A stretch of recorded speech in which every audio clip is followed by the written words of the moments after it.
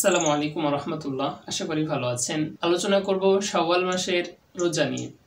শাওয়াল মাসের রোজা একটি নফল ইবাদত। রাসূল সাল্লাল্লাহু আলাইহি ওয়াসাল্লাম হাদিসের মধ্যে বলেছেন, যে ব্যক্তি রমজানের 30টি রোজা রাখলো এবং শাওয়ালের 6টি রোজা রাখলো, সে যেন সারা বছর রোজা রাখলো।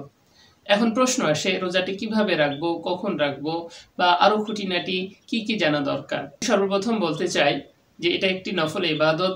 আপনি এই পুরো শাওয়াল মাস জুড়ে যে কোনো সময় করতে পারেন। আপনি চাইলে একসঙ্গে লাগাতার 6টি করতে পারেন। যদি চান যে না আমি একটি একটি করে করব, আপনি চাইলে একটি একটি করেও করতে পারেন, দুইটি করে করতে পারেন।